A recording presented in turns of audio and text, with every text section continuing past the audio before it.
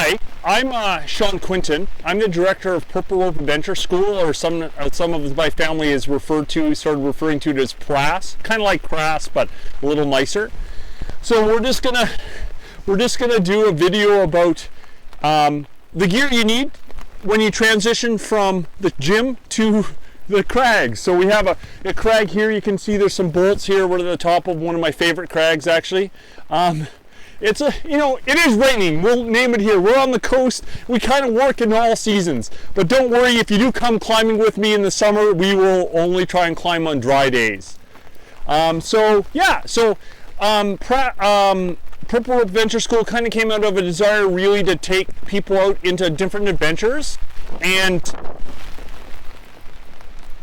it really comes from just taking people out in different ventures. I've worked with different organizations, and a lot of them were never able to facilitate some of the work that I really want to do. So this is where I decided to kind of strike out on my own, and this is one of my first kind of social media videos about kind of my vision and stuff like that. We'll talk about that in a later video, but we're just going to talk about the gear we need.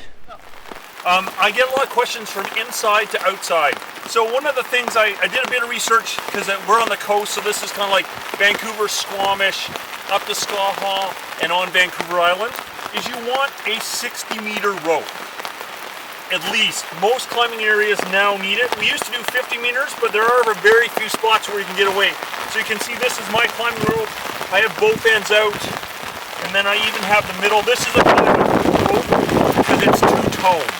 You can see here against my jacket, it's two colors. So one half is one pattern, one half is another pattern. A little more expensive, but you just want to make sure you get a tested climbing rope. And I would say for most areas, 60 meters is the minimum. And even though it's raining today, unless you're ice climbing or doing winter climbing, you do not need a dry treatment. That adds a lot to the cost. In some cases, upwards of $150. A normal rope is great. Range of size, this is quite common. For most of a lot of the times I've done is about 9.5 millimeters to about 10.5. You can get 11 millimeter ropes, but they're pretty rare nowadays. Most of those are actually rescue organizations that use ropes. So I would not go below 9 though, because you're starting getting into specialty ropes for ice climbing or mountaineering or just different situations. I want to make one note.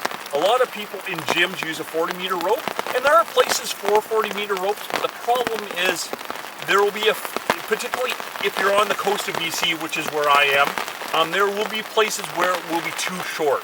So that's why I say this. Okay, so let's talk about gear. So obviously in climbing, you have your climbing shoes. And a quick note, don't listen to the people that tell you to wear climbing shoes that hurt your foot to the point of like you can only be in them for 5 minutes. I would say, depending on where you are going and stuff, use your shoes, have multiple shoes. So have good climbing shoes, nice fitting that you can wear for a while. So a chalk bag, everybody thinks, oh, just get a chalk bag. I would make sure, the first chalk bag I owned, actually I couldn't get my hand out. So I remember climbing one time and I got my hand stuck. So it was kind of a little stressful because I actually was lead climbing, which is where you protect yourself as you go. This is mostly kind of a talk for top rope, but it does talk a little bit about sport too. So make sure your hand fits and comes in and out. I have an accessory carabiner. A lot of people just use a normal wire gate here. This is just, I've had this carabiner for a very long time, so it's kind of my chalk bag carabiner. So what else do we carry? Belay devices. So this is a black diamond ATC guide. It has an extra hole here, and maybe eventually I'll do a video on that. But you want a tube style ATC, a tube style belay device, because when you're rappelling in some situations, again, this is not an instructional video, this is just the gear, is you want to be able to rappel on both sides of the rope. And you can only really do that with a tube style that has 2 holes. And there will be more instruction. You need a carabiner assigned just to that. So a locking carabiner. This one has a metal wear point in it. There's a little bit of steel to make it last longer, but that doesn't matter. You can have any carabiner. I carry an ATC, I carry a Petzl GriGri. This is a GriGri 1, there's a GriGri 2, and a GriGri Plus now. They're great for belaying. The only issue with this, if you do have to rappel, this is only single line. What else do I carry? So what I carry is I suggest, and you'll see the list in the description, a couple carabiners for gear. So it's like, oh, look at this.